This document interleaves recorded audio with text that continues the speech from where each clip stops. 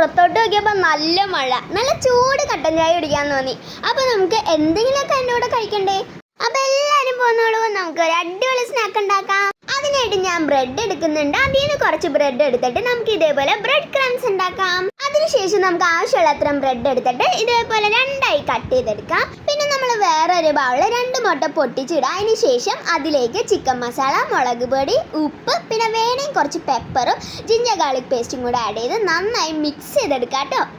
പിന്നെ ഒരു പാനിൽ കുറച്ച് ഓയിൽ ഒഴിക്കാം. പിന്നെ നമ്മൾ കട്ട് ചെയ്ത് വെച്ച ബ്രെഡ് എടുത്ത് മിക്സിലും ബ്രെഡ് ക്രംസിലും ഇട്ട് നന്നായി കവർ ചെയ്തെടുക്കാം. അതിനുശേഷം നമുക്ക് ഫ്രൈ ചെയ്തെടുക്കാം.